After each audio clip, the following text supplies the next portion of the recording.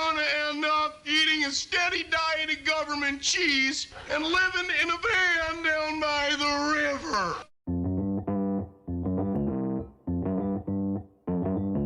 Live from the basement of the YouTube headquarters, it's the Stacking Benjamin Show.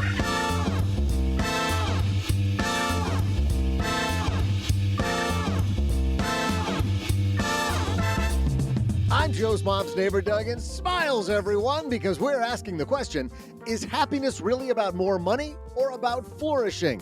A new study dives into this topic, and we'll cover the findings and much more with our roundtable contributors. What is much more, you ask? Oh, I'll tell you. I'll ask all three of these beautiful people about today's incredibly and intricately crafted trivia question. And now, a guy who likes intricately crafting retirement portfolios, it's Joe Saul-Sehy.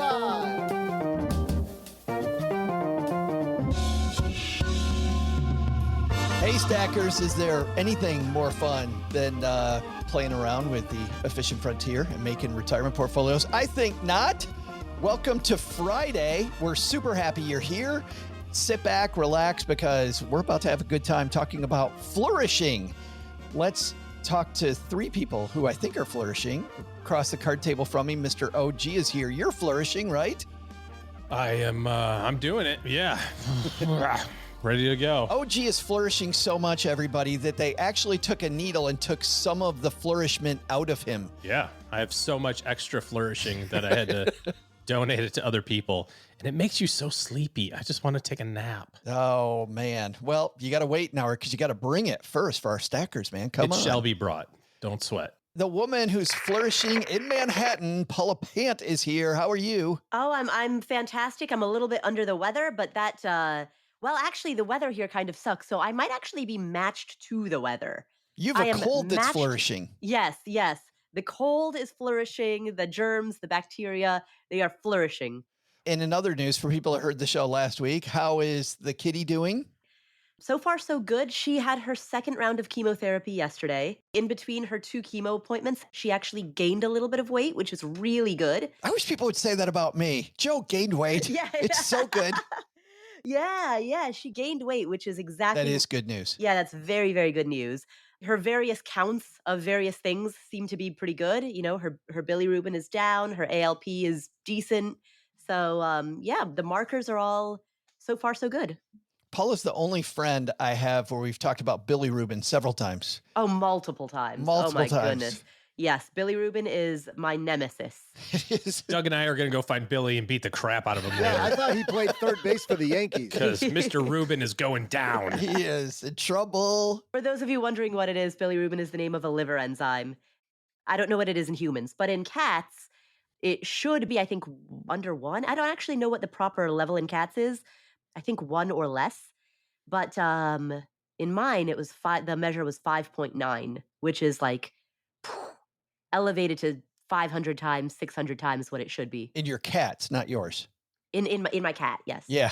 Yeah. In yours. And in my cat, it was even, yeah. Yeah. My cat's bilirubin was 5.9, which is for the veterinarians who are listening to this. Yes. They'll understand that's a very high marker. Paula, Doug tests his liver enzymes constantly to make sure that they're working hard enough. Just as often as you push can. The envelope. It's like an engine that operates best, most efficiently right at red line. That's what I do to my liver. Keeps them on their toes. I think Doug's liver enzymes are called Paul Rubens, which he's played Pee Wee Herman. Whoa! May he rest in peace. The new guy. And that voice that you just heard, he's flourishing out in Southern California. Last time I talked to him, he was avoiding fires and lots of people not flourishing. Ryan Doolittle's here with us. How are you, brother? You know, when I woke up today, I looked in the mirror and I said, so that's what flourishing looks like. Pinch me. Absolutely. Well, I wanted you on for this episode specifically because you were the host of the Happiest Retirees podcast and part of Team Westmoss. And you guys study happiness and retirement. I mean, this really for you, Ryan, should be, I think, in your wheelhouse, isn't it? It really is. Yeah, I was really excited just to hear from you at all. But the fact that it was also relevant was pretty cool, too. It seemed like a great fit. See, and that's another reason I like Ryan right there. Just come on, Ryan, keep it coming. I was so happy to hear from you. Yeah. And the Happiest Retirees podcast, tell everybody what you do. I mean, I guess it's in the name. It is, yeah. I interview happy retirees, and basically the gist of it is I ask them how they got happy, and I'm hoping people listening will take some inspiration from it. If they maybe some of them are retired and think I'm not very happy and I don't know why, they might listen to that and say, well, maybe I'll just try what they're doing, or maybe they're about to retire and it gives them sort of like a head start. Does anybody tell you they get happier like Doug does by testing their liver enzymes? Keeping them busy? A lot of people tell me that if they just talk to Doug at all, their liver enzymes start getting happy. Their bilirubin goes to 5. Yeah. Maybe that's what happened to Tassie, Paula, is that she talked to Doug. You know, it was ever since I started taking part in the round table from home. That's it. Right? Right. Shame on you, Paula. Correlation, I'm going to say is causation. All right, we're talking about a new study that just came out about what makes people flourish. We're going to get to that next. First, we have a couple sponsors that make this engine go, so you don't have to pay a dime for any of this goodness. We're going to hear from them. And then Ryan, Paula, OG, Doug, and I diving into what actually makes people flourish, and is more money part of it?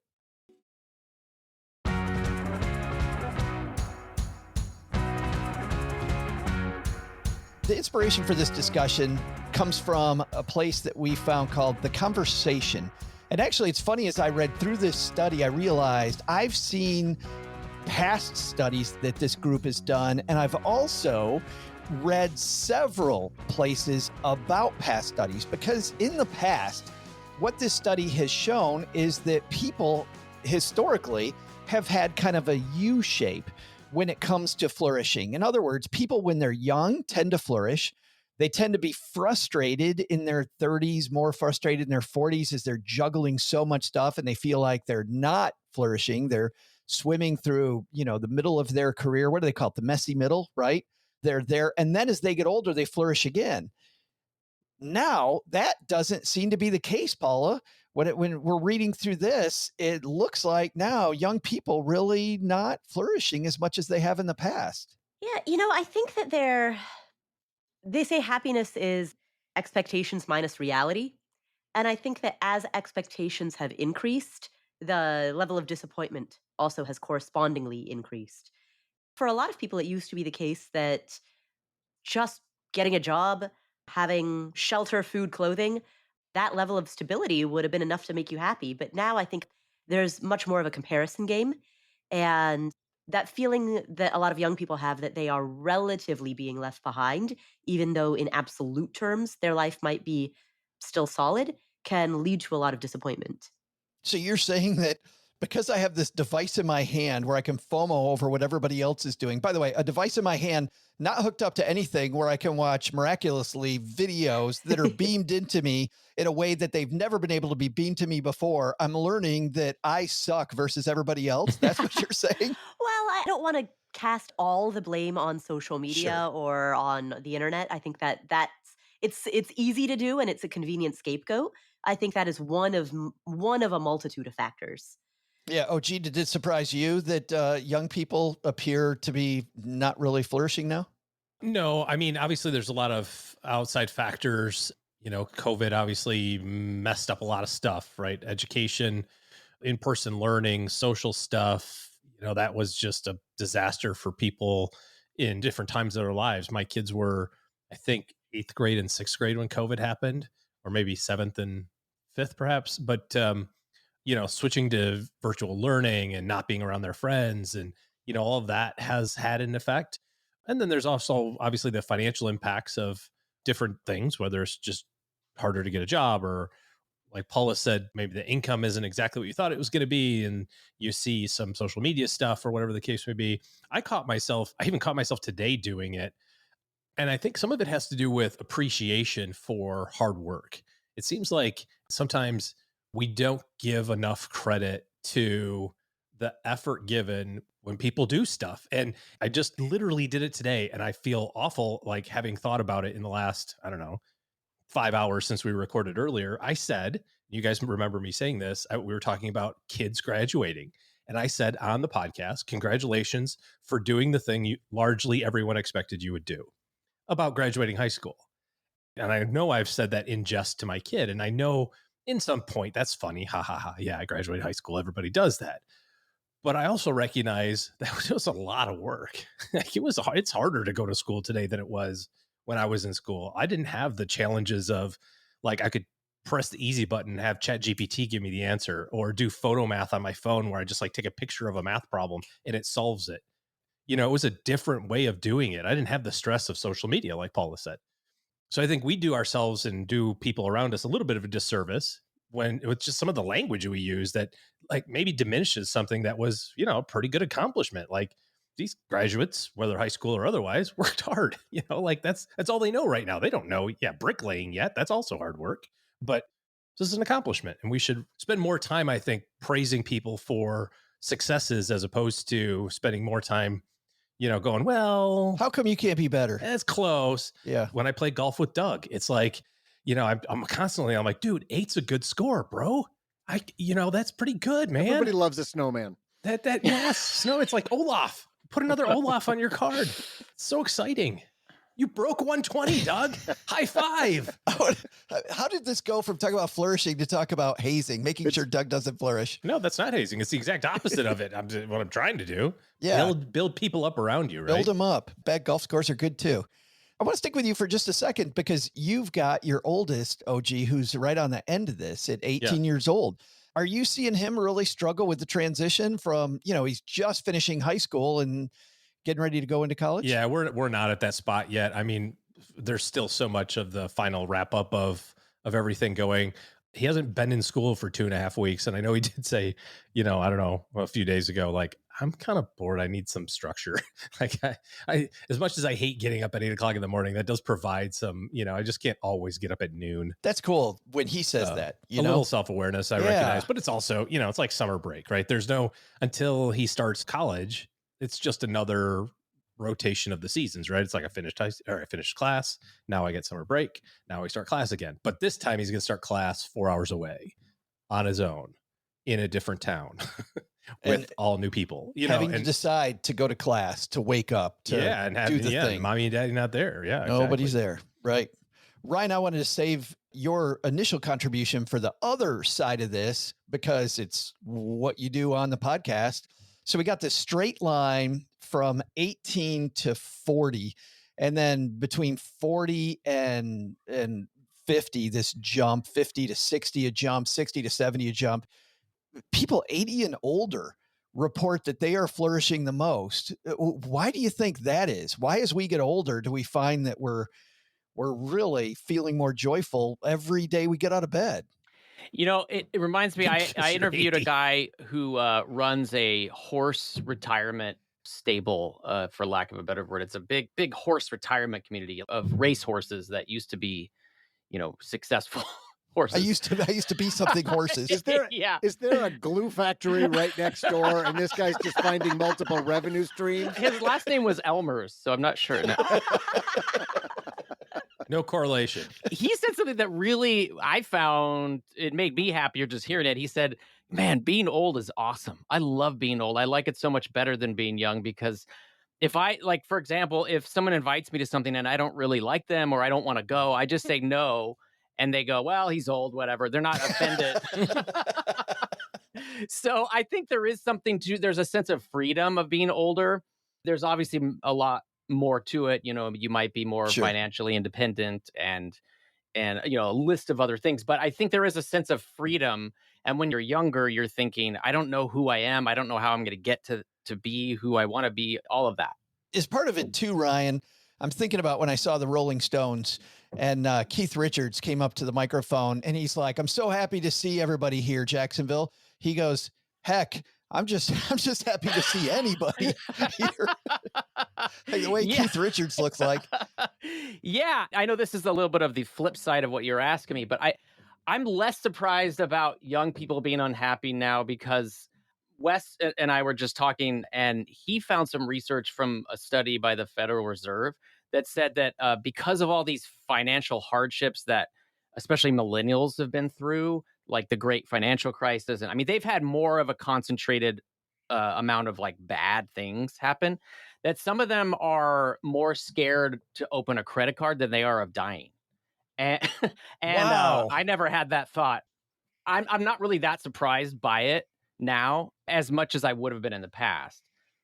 That's funny, Paula. We talked to Dr. Erica Rasher from Beyond Finance on Monday about psychology and this idea of millennials, especially to Ryan's point, just growing up at this time when, good people losing their houses, smart people losing their houses, smart people declaring bankruptcy, just some of that horror story of 2007, 2008, when you're coming right out of college, that could weigh on you. That was me. I was fresh out of college right at the Great Recession. So I'm a millennial.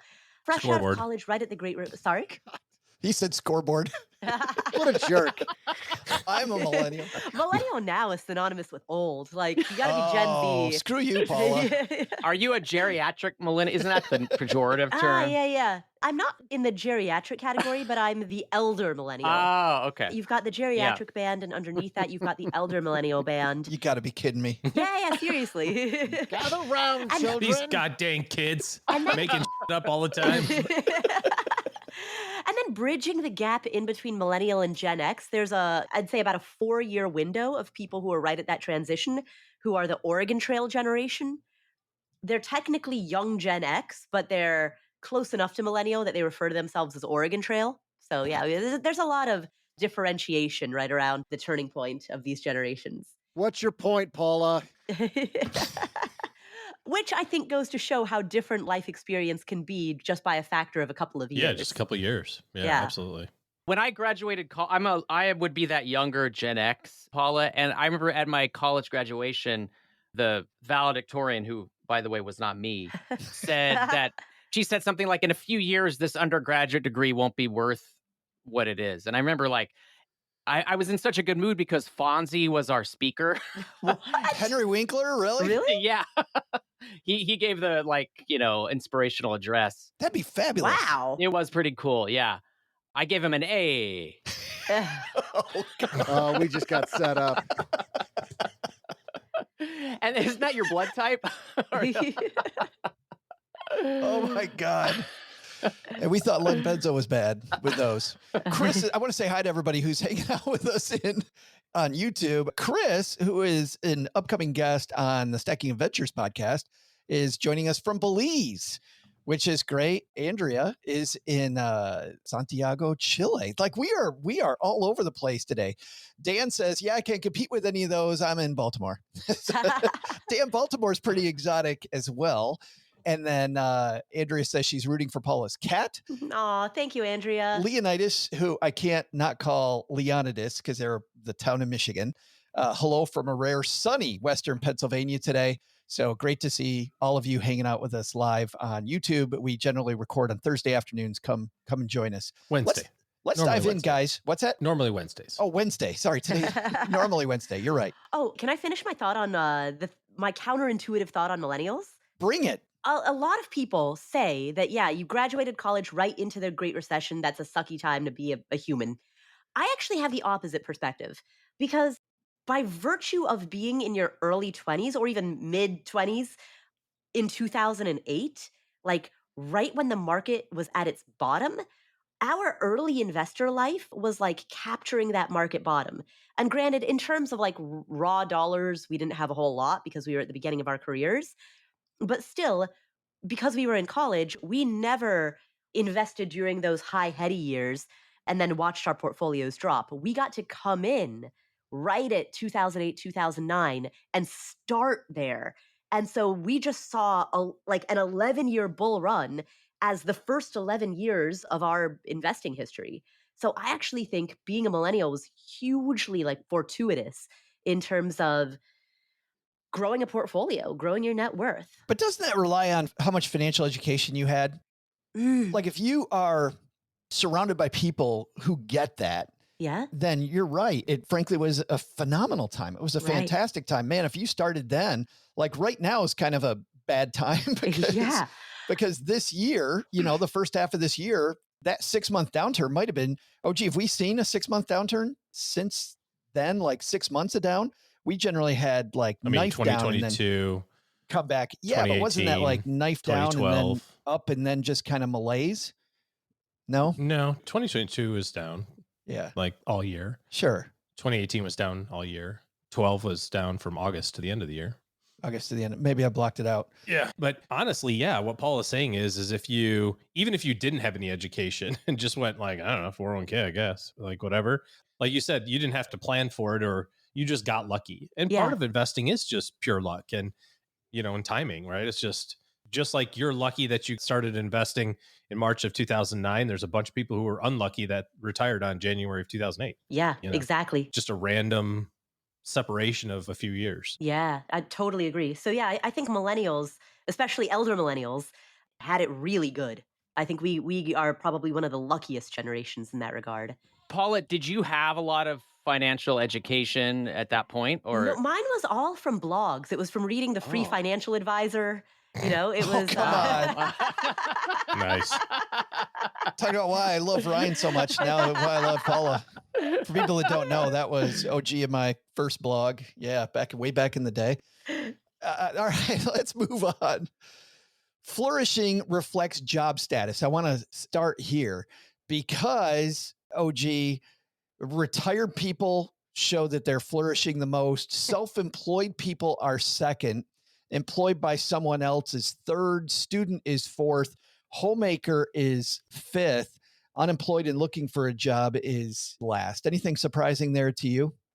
I don't think there's anything surprising. No, I mean, obviously there's pros and cons about each one of those. But, as I read through this, I just looked at the pictures. God, there's so many words. I just looked at the pretty pictures and I was drawn by that. That attracted my attention because I was like, okay, retiree, self-employed, that makes a ton of sense to me because sure, if you're financially independent, well, assuming that you're retired and you're financially independent, I guess that might be two separate things, but it makes sense that you're at that stage of your life, right? You're like, okay, we're on to the next thing. Like, I feel pretty good. The kids are gone. I've raised a couple good humans. Like, I'm in the grandkid stage where I can send them back. Like that's a fun time. And being an entrepreneur, I don't know. I don't know why anybody would not do it from my perspective, because while there's a lot of stress that goes with it, there's so much freedom and specifically around time. And then as your business does better, money freedom, where it's like you can design whatever sort of life you want to design. And to me, that's kind of the ultimate freedom perspective is, do I get to do what I want to do when I want to do it? And if I can control most of those things, then I feel pretty good.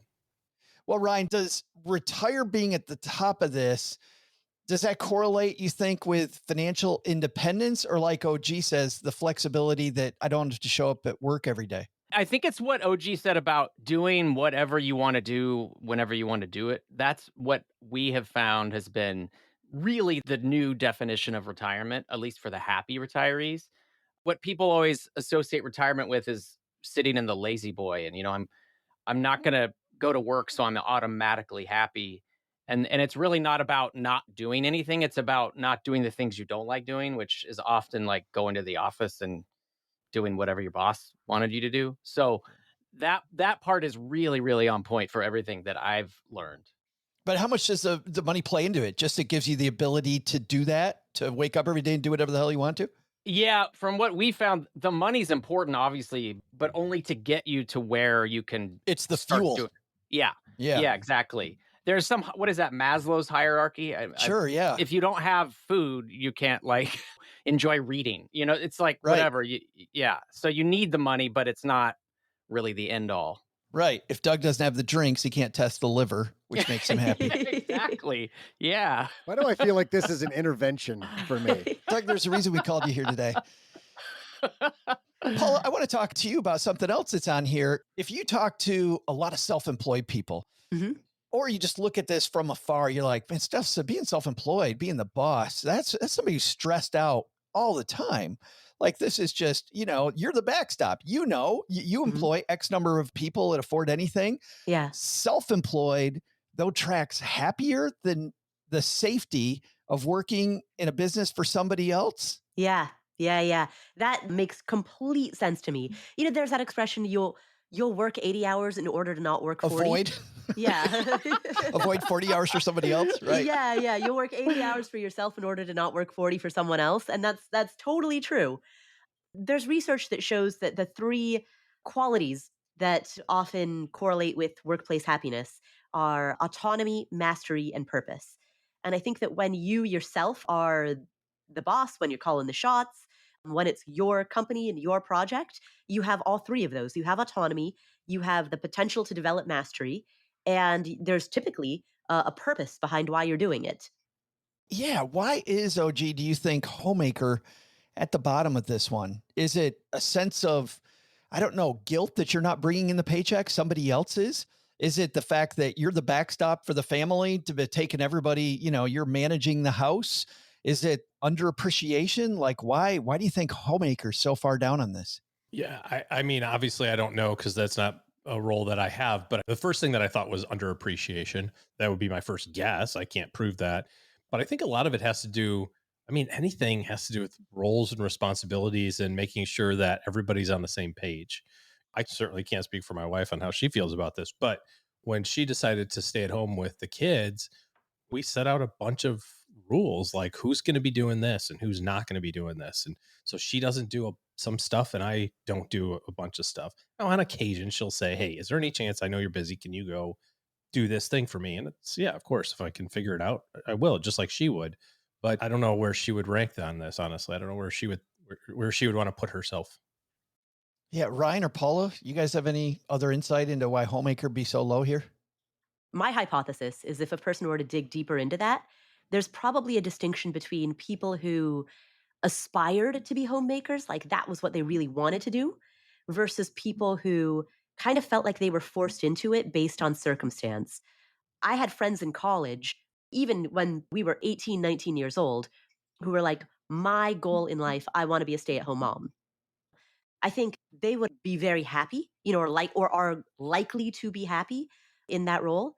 Whereas I know a few other people who are like, I didn't really want to, but we took a look at what the cost of daycare looked like, and we just took a look at the numbers, and it didn't make sense. Taking one for the team. Yeah. So they're like, even though I didn't want to, I felt like I didn't have financially, I just felt like I didn't have any other choice because I just couldn't afford the cost of childcare and getting a house cleaner and all of that. Yeah. Maybe putting your goals on the bottom shelf for the good of everybody else. Leonidas was back on when we were talking about millennials, agrees with Paula, got my first house at the bottom of the housing crisis and had a 10-year bull run, #winning. It was. I mean, I feel like that's part of a growth mentality too, right? It's like, okay, it's either the worst of times, or the best of times. Doug? Paula got me thinking about this. People who maybe don't find satisfaction of that being a homemaker, it's because they're looking externally for validation. And generally, Western society is not putting a lot of reward and value and hip hip hooray on homemakers.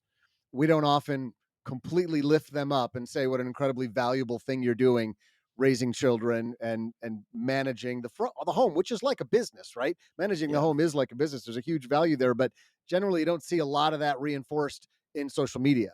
And your brother is the homemaker in his family, right? He was for the whole time his kids were growing up and until recently. And I mean, they just kind of threw traditional rules out the window, and it was great. Was he flourishing, do you think, or not? Let's move on to the trivia, Joe. That's a whole different thing. That's a whole different thing. Back to Leonidas. I'm gonna stumble on that word over and over and over. I'm a stay-at-home mom, and so far it's my favorite job. She says, raising our son's exactly what I want to do. Speaking of moving on to the trivia, it is that time, and at the halfway point of the Stacky Benjamins show, if you're new here, is where we have this amazing Friday competition between our three frequent contributors, Paula, OG, and Jesse. And Ryan, you're playing for Team Jesse today, which means we got some good news for you and some bad news. Which one of those would you like first? I'll take the bad news. Well, the bad news is you're not winning. You are tied for second, which means you're tied for last. So, hey, I'm used to that position, so it's fine. OG has 6. You and Jesse have 4.5, and Paula has 4.5. So because Team Jesse beat Team Paula last year, that means OG will guess first, you will guess second, Ryan, and Paula will guess last. All right? So that's the way we play it. And for each of these, of course, we need a question, and that's where Doug comes back. Doug, what do you got, man? Hey there, stackers. I'm Joe's mom's neighbor, Doug. And get ready to rev those brain engines because here comes today's trivia question. I know we've been talking about flourishing for these last 25 minutes, but you want to flourish? I mean, do you really want to flourish? Well, let creepy old Uncle Doug make it simple for you. How would an extra 2.5 mil in your pocket feel, huh? Would that make you smile? I said, would that make you smile? Yes. There we go, okay. Well, that could be you if you just got extra good at turning left, because that's how much money an Indy 500 winner takes home if they win. And today's date back in 1911 is the anniversary of the first running of this iconic Midwestern race. And while you may think running means they ran down the track, I'm told they actually used cars. #innovation. Hey, Ray Haroon won the inaugural event, pocketing a whopping $14,000 back then. It's about $450,000 today. But here's today's fun question. How long did that first race take? I love the look on our contributors' faces when I come up with the question. It's just total blank terror. I'll be back right after I see how long it takes me to get the garbage to the curb. Joe's mom says it's for research purposes. Pay attention to science, kids. All right. The Indy 500 run last weekend. If we weren't recording ahead of time, we would have told you who won, but we have no idea. OG, you're first race way back in 1911. How long did the Indy 500-mile race take? I'm somewhat of a fan of the Indy 500, having attended 2 of them. I feel like this is something I should know. It seems like it's written down somewhere. Or it's on a placard somewhere. Here was the running. It took Bob this many days to complete it. Outside the race or something. Some sort of under the stands. Yeah. Or came up in conversation. I'm going to say that the first one, let's see. So I was like, man, I hope he asks how fast is the fastest lap ever. Because I'm pretty sure I know that to like the miles per hour in the thousands. Well, but Doug, I'm glad we said no to that one. Yeah, we talked about that. Yeah, no, I felt pretty good about that one. Okay, so 1911, those are the facts. The Indy 500, they're racing Model Ts, going 19 miles an hour. So I'm going to say that they really exceeded the speed of sound here. They were blowing people away. They were going 50 some odd miles an hour, maybe 75, maybe 100. Split the difference. I'm going to say it took 5 hours to do it. 5 hours. Ryan, what do you want to do with that? What was your thought? 5 hours high or low? I think that's a little low. I use actually people don't know this, but indies are a unit of measurement. So it took 500 indies to finish the race. So for that's we got to convert that to indies to hours. What's the conversion on that? Do you got your conversion calculator? Yeah. Let me see. I always go to metric and then I go back to indies. And then so hours I'd say it took 7.9 hours. 7.9 hours. What would that be? 7 hours and 55 minutes? Would that be 54 minutes? 7 hours 54. And 54 minutes. 7 hours and 54 Thank minutes. You. I was going to say that. Thank you, Paula. We beat him to it. Yeah. All right, Paula, you got 7 hours and 54 minutes and 5 hours. I'm going to take the under. So I will go. You think they went faster? Let's not help her with the logic. I'm not questioning. I didn't mean to be questioning. I'm just sounded commenting. Like a question mark if I ever heard one. Yeah, that just seems like a very long time. Yeah, I'll take the under. Why not? Okay, so OG's guess was 5 hours. So I'll go 4 hours and 59 minutes and 59 seconds. There it is. She caps him off at the knees. That's the way the game is played. Who's right? We're going to find out in just a minute. We'll be right back. All right, OG, you started off with 5 hours, which seemed really good until Paula took away half of your win. How you feeling? Yeah, I just said 100 miles an hour. I don't know that that's right. It might be like 50 miles an hour. So you think it might have taken longer? Yeah. I think it's longer than 5. Wow. I was trying to pick a number that somebody initially would think is grossly too high. And I got right with half of them. Half of them got it. You wanted us all to pick under that. Yeah, I did. Like, oh my God, 5 hours. 85 is like 2 hours and 10 minutes now. Well, you didn't take the bait, Ryan. You feeling pretty good after OG mea culpa there? I do, because it's my understanding Jesse gets really angry when people screw up his score. You know, Jesse Kramer's angry guy. How would that guy, could you imagine that guy angry? I can't. No. Yeah. So Paula, 4 hours and 59 minutes, and OG thinks he ran it too quickly. So yours will be even quicker. You feeling good? You know what? I'm not feeling good about this answer, actually. But Well, Paula, you trusted your gut and it hasn't worked for 10 years in a row. Like, all right, Doug, who is going to win this Indy 500 flavored trivia today? 1 second, Joe. I've got a lot of math to do. You don't have to do that. No one likes it. No, It's only really you don't like stupid. it. One And I person do it doesn't because like you it. don't like it. One person was 1 hour, 11 minutes, and 19 seconds too high. One guy was 1 hour, 19 minutes, and 12 seconds too. Just freaking say the answer. We can do the math ourselves. Andrea's wondering, how many numbers can OG use in a single sentence? Yeah. Back when you were guessing. It's just, It's so good. Okay, here we go. you done? The calculus has been Can we completed. can we We're catch ready up to now? roll. Okay, thanks. Hey there, stackers. I'm super fast garbage collector and guy who now smells like a week-old litter box left out in the sun, Joe's mom's neighbor, Doug. While the first running of the Indy 500 didn't take a week, it sure took a lot longer than races today. While current races are completed in around 3 hours, so let's call it 180 minutes, right? That 1911 race took 372 minutes less than what Ryan guessed. 103 less than what Paula, more than what you gotta be Paula kidding guessed, me. and 102 more than what Jerkface guessed, You because the gotta be correct kidding me. answer is 402 minutes and some change, making OG our winner. wow. So 402 minutes, 6 hours and And 40 42 minutes. 6 hours and 42 minutes. 6 hours and 42 minutes. Hold on. What did Ryan guess? Yeah, Ryan was closer. Wait, I was 7 hours and So he was an hour and 10 minutes. So he's Ryan won. Ryan's off by 70 minutes.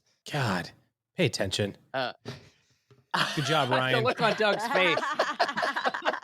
One of us is off by an hour and 40 minutes. There, math genius. I was And one gonna of us say- is off by an hour and 10 I was minutes. trying to convert all of it to minutes, and you got it. Yeah, I got. yeah. Doug, have you been testing your liver already today? Yeah. I'm Is glad that that it? this has backfired in a spectacular fashion Yeah, this on a is public A display. great day for OG. Yes. Congratulations, Ryan. Nice Good job, work. Ryan. Thank you so much. Thank I mean, you. even though the judges officially gave me the point, I will cede it to you. OG's still a jerk Could face. you imagine sitting out there for 6 hours, OG, having been there? I have been there for 6 hours. It's called a rain delay.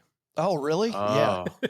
I went to Yeah. the Brickyard 400 twice, and just being in that, which is the NASCAR equivalent race that they run, it's shorter, obviously, the 400, but that's just a cool place to be. Yeah, it's a good atmosphere. Whether you like racing or not, just being in the stands with all these people at this iconic racetrack, pretty neat place to be. I'd love to go to the Indy 500. It would be a lot of fun. Let's get back into something else that I've really been enjoying, which is what makes people flourish. And this recent study that was done on the topic. I want to talk about this idea, Ryan, of religious attendance. People that take part in religious ceremonies, I guess we'll call it, more than once a week are the happiest. If they go once a week, they are happy, but not as happy. 1 to 3 times a month, less happy. If they never go, they're way unhappier. Did that surprise you? No, it didn't, because for Wes's last book, it was called "What the Happiest Retirees Know," and That's funny. I have it right here in front of me. Oh, wow. Yeah. That's great. I'll send you a check later. But we interviewed about 2,000 retirees and found that they were 1.5 times more likely to be happy if they attend church once per week. And attending twice per year seemed to be like the bare minimum of being somewhat happy. Who knows what exactly that says about it? It didn't really get specific about religions. It was just like that thing, that community support, which is kind of what the article was saying too. Well, and that also is interesting, Paula, because we're going to do a week about retirement and accumulation planning. And as we're setting this up, we're going to be interviewing the creators of a documentary that came out a couple of years ago called Join or Die. which is a documentary about how if we belong to some group that's bigger than us, maybe not religious, maybe it's the Kiwanis, the Rotary Club, but it could be your church, that you are more likely to feel happiness. Do you think it's the act of joining, or do you think there's even something more with the fact that we're in a worship service? I think with religion, it's two things. Part of it is a belief in a higher power. And I think that belief can have a lot of positive effects in your life. And then in addition to that, there's also the community element. There's a major, major community element when it comes to church or temple or synagogue or any kind of religious ceremony. And so I think it's the combination of the two. Oh, gee, were you surprised at all by this? No, not in the least bit. Not on the religious / group type of thing. I mean, it provides grounding and hope, and regardless of what religion it is, they all have a similar flow to the thing, which is do some good stuff, don't be a jackass, people are looking out for you. It just provides a little bit of like, it's okay. I want to hear that sermon, by the way. The don't be a jackass. Don't be a jackass. I mean, very blunt minister. Yeah, I think it's also, I don't have stats on this, but it seems like it's also just like a sense of meditation. It's an hour where you can't look at your phone or think about the Indy 500. I guess you could think about the Indy 500, but you couldn't actually watch it. Is the word think about, Ryan, or gloat? Would the word be gloat? About how you don't think about more? Winning. Some say that was a better win than the person who won the Indy 500. Winning on the Stacky Benjamin show sure beats doing the real thing. Paula, were you going to say something? Oh, I was going to say, if you think you can't look at your phone in church, you've never watched The Simpsons. Well, Paula, let's stick with you, because we hear people say women are flourishing less, men are flourishing less. And certainly there are different ways where we can say this segment of the population is really struggling in this area more than others. But when it comes to this study, just not money, but this overall happiness, men and women almost exactly even. Did that surprise you? Yeah, no, it doesn't. It doesn't surprise me at all, because I think both men and women are dealing with struggles, and they might be different types of struggles, but they're like both dealing with struggles. We live in this era of outrage media where there's a huge industry of people who get paid to make us angry and who get paid to make us tribalistic. And I think that outrage media has created this narrative that we now live in this era of men versus women, when in fact, the reality is it's not men versus women. It's us together dealing with the fact that we live in a cold, inhospitable universe in which death is the final outcome. It is us together dealing with that. But we can forget that because there are a lot of people who get paid to make us tribal. Well, that sounds way better, Paula. Wow, Paula's not getting invited on the Happiness I know. Podcast anytime soon.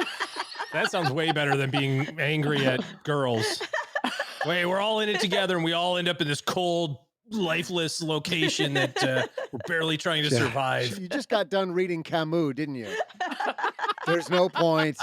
I know. Just sucks. Life's a joke. You can see Paula's religious optimism right there, going back to the religious part. Ryan, does that change as people get older, though? Do you find women or men are happier in their retirement years? We didn't necessarily find a discrepancy between men and women. So just like in this study, men, women... We didn't delve so much into the gender of it, so it's really hard for me to say. I mean, as far as health, women's health seemed to last longer. There was one interesting aspect we had found. In fact, Wes interviewed a neuroscientist who studied primates. He found that male primates struggled to keep social, like they sort of gave up on socializing as they got older.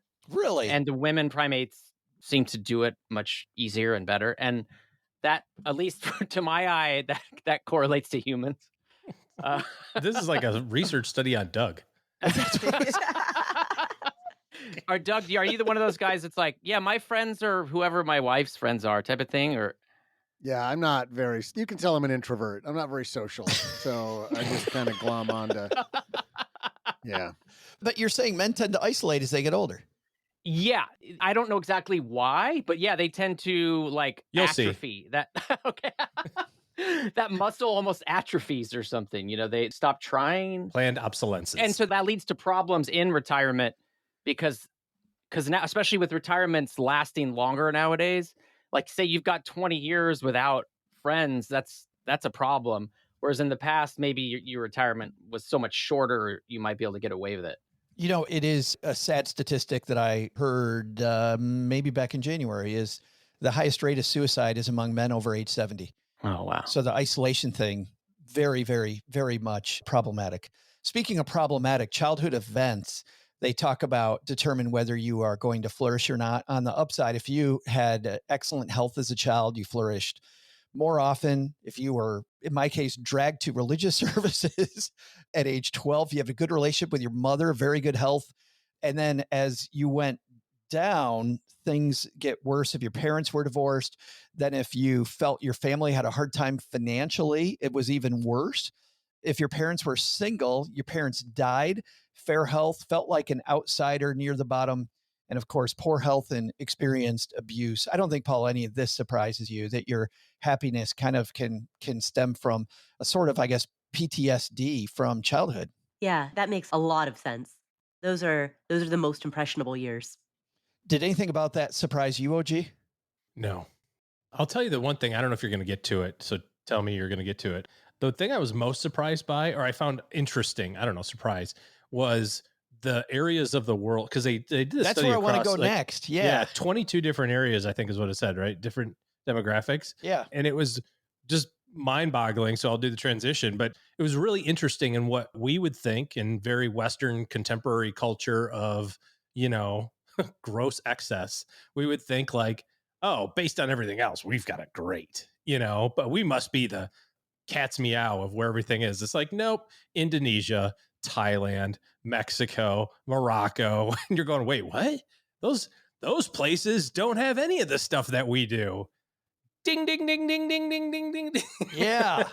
Weird. That was why I wanted to end here on this point, OG, for that very reason, because if there was anything that proves that flourishing isn't just about the money. Yeah, it's just not, it's not money at all. It is this. Having gone to Indonesia, those people are not what I would say flourishing. Yeah, they don't have the same money that you do. That was an incredibly, incredibly poor country. Ryan, did this surprise you that Indonesia was on top, Mexico second, Philippines number 3? You know, it surprised me a little, not because I think you have to be wealthy, but I thought they might be lower. I mean, there's a plateau effect, certainly, where you, like we were talking about earlier, you make a little bit, or, you know, the money helps you get to where you need to go. So I wasn't sure they would have enough to get there, but it sounds like they do. And maybe that figure's lower than I thought it was. Yeah, Paula? What strikes me about this is that those are all emerging markets, right? Emerging economies. And so there's a lot of, we were talking earlier about hope, right? There's a lot of the younger generation is doing better than their parents, and the parents are doing better than their grandparents. And so you're seeing a lot of progress, you're seeing a lot of hope. Every successive generation does better than the previous generation. I think that when you have an economy that's emerging, and things are constantly getting better, and you know that the next generation is probably going to have it even better, which is what every parent wants for their kid. I think that combined with like strong community ties can result in a lot of happiness, because it strikes me that there are plenty of countries where there may be strong community ties, but there's no economic hope, right? Like it strikes me that Syria and Somalia and Afghanistan are not on this list, Yeah. despite the fact that you have very strong community and very strong family ties there as well. So I think it's that emerging economy, right? That the future will be better than the past that really makes a difference. I don't know, Paula. I think the next White Lotus location is going to be in Afghanistan. White Lotus, Afghanistan. White Lotus, Kabul. Kabul used to be the Paris of the West, or of the East. The Paris of the front lines. Yeah. Wait, this lotus is a poppy seed, and it's being used trafficked. No, I don't. Yeah. Whole different show. Brazil, Poland on the list, by the way. We've been talking a lot about Poland. Next week's show, we're going to be talking about Poland a little bit. And Paula, you and I talked about how well the stock market's done in Poland this year as well. Yeah. People pretty happy there. You know, what's wild is that I've seen other studies that show that people in the Nordic regions, right, are the quote happiest people on earth. And I'm not seeing any of those countries on this list. I don't know if they were included or not included. Maybe that's it. I don't know, but I'm not seeing that former research, those people showing up. United States, number 15 on this list, by the way. It's interesting. We talk about flourishing. When it comes to flourishing, OG, help us put a cap on this. What do you think flourishing has to do with finance? Ooh, what does it have to do with finance? I mean, the more comfortable you are with your circumstances, like Paula said, in terms of hope and optimism, that's really the biggest thing. I think that when it comes to making decisions about money or decisions about the future, if you can give yourself the most opportunity for choices in the future, like not locking yourself into one decision or not making the biggest mortgage purchase that you can exactly up to what the bank will allow you, so that every single day you have to exactly be on budget every single minute of every single day to afford it. Like giving yourself flexibility and choices equates to, in my opinion, flexibility, which is probably one of the biggest features or factors in being happy. Ryan, how about for you? Well, first of all, I was surprised that India wasn't higher Yeah. on that because I mean, a little bit of what Paula was saying, they seem like an emerging market. Maybe they're more emerged, and so maybe that's why. But they seem like they're on the way up, and like you would be that thing where you're doing better than your parents. India down there, by the way, right around the United States, right in the same Yeah, general spot. and that's one of the big things I hear people say here is for the first time, kids are doing worse than their parents or something, right? So there's like, not obviously that's not everyone, but that might play a big role in why we're lower on that list. So I don't know. It was really eye opening. I was surprised by some of these countries, and like you said, the Nordic regions, maybe they weren't included because I thought they would be up there. Yeah, I would have thought so too. That we would have seen Norway, Denmark on there. But money, how do you think money plays into this?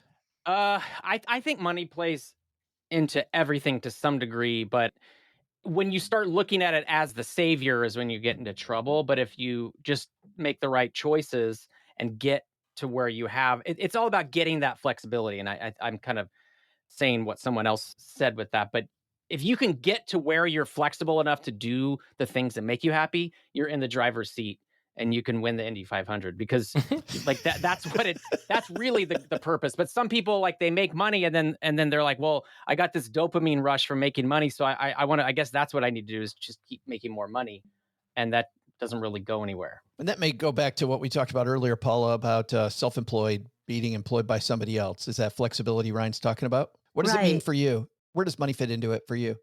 Well, I think money simply gives you choices. It gives you choices, it gives you options. And when you have choices and options about your life, you are likely to be happier because whatever it is that you are doing or experiencing or buying is something that you chose, right? It's something that you freely chose. And if you dislike it, then you can choose a different path. And so it gives you the ability to take control over your life rather than to be controlled by a lack of money. And I love the fact that it's only one part. Like, you still have to choose. You know, when you were talking about coming out of the financial crisis, you can choose to have that be the weight, or you can choose that was a heck of a place to start from. You choose to work for somebody else, even if you do work for somebody, to be an entrepreneur or, be an entrepreneur. Certainly there's the childhood trauma stuff. You don't choose that. And I think that's important. But looking at joining and this idea of the religious aspect is really, really pretty interesting. We will link to this on our show notes at stackingbenjamins.com for all of our stackers that want to take a look at this really, really wonderful study with some pretty surprising results. Let's find out, because you guys are always doing surprising stuff. So we'll have our guest of honor go last here. But OG, what do you got going on this fine post Memorial Day weekend? Well, I'm lucky enough to have my in-laws still in town for just the last part of this 2.5 week visit. So really blessed to be able to hang out with them. I will be spending the weekend at a golf tournament. So sadly, they're going to have to hang out at my house. And without you there, I'm going to miss those last few days. I know how heartbroken you are. But we've been fortunate enough to have them around for the last 17 days and some change. Who's counting? But, we're just beyond blessed. Hashtag blessed. Hashtag flourishing. Paula, what's going on at the Afford Anything podcast? So on the Afford Anything podcast, we have an interview with Robert Rosenkrantz. He is a billionaire who talks about how he made his money. It's really interesting because right up until when he talks about the work that he did in his 20s and early 30s, it's all like very, very, very relatable. he's telling his story and you're like, okay, yeah. Oh, yeah, that feels like my 20s. Yeah, that 20 by 25, yeah. By 35, yeah, I can relate to that. And then like post 35, it just becomes, Nope. whoa. He did some amazing stuff, huh? Yeah, exactly. And so we talk about that. He strongly believes in stoicism. And so we talk about the stoic philosophy and how that plays a role in any type of business enterprise or any type of financial enterprise, like in anything that you want to do, how stoicism can play a role in it.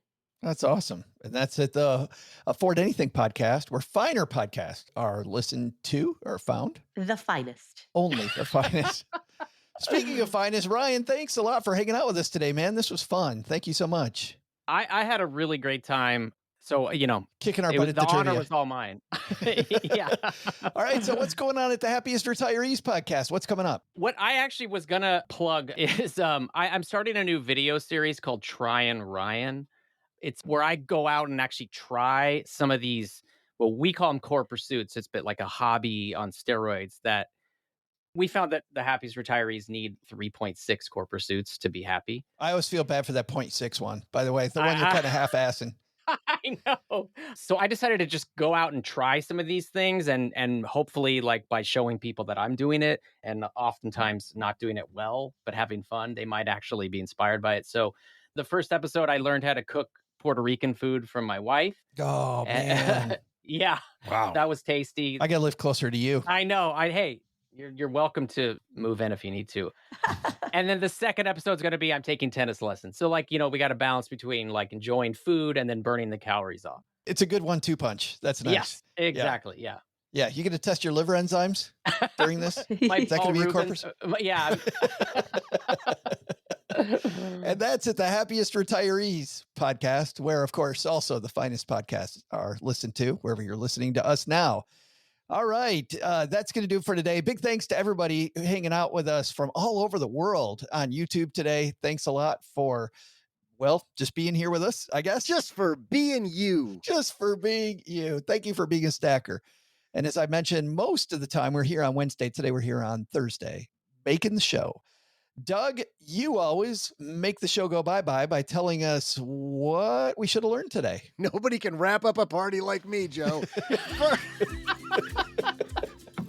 First, take some advice from Paula when she revealed the pointlessness of life in a bleak, frozen, T.S. Eliot-like wasteland. Care to elaborate, Paula? Sure, it's us together in this darkness in which we will soon be forgotten, and eventually the sun will turn into a red giant and explode, and everything that you've ever known will dissolve into a fiery hellscape. I can't figure out why the U.S. is further down on the scale with great optimistic people like Paula. Second, don't forget Captain Grumpy Pants' sermon on flourishing and not being a jackass. Hey, OG, can you summarize that for us?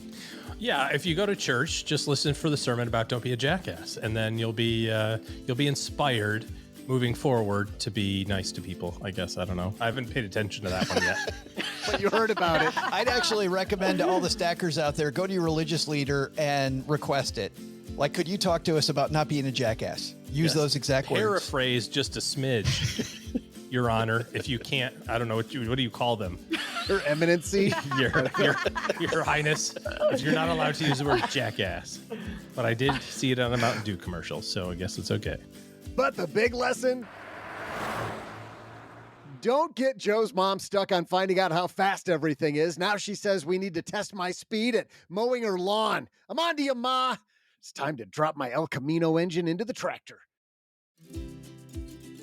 Thanks to Ryan Doolittle for joining us today. You'll find Ryan happily hosting the Happiest Retirees podcast. We'll also include links in our show notes at stackingbenjamins.com.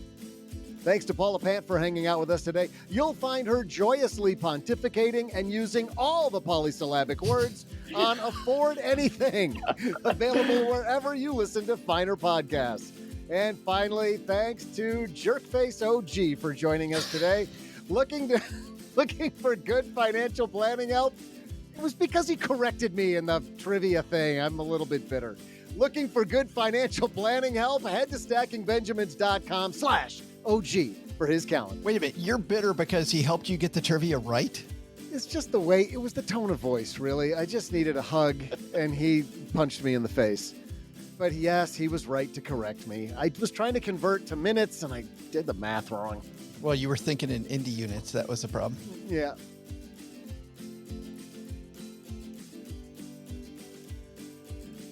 This show is the property of SB Podcasts, LLC, copyright 2025, and is created by Joe Saul-Sehy. Joe gets help from a few of our neighborhood friends. You'll find out about our awesome team at stackingbenjamins.com, along with the show notes and how you can find us on YouTube and all the usual social media spots. Come say hello.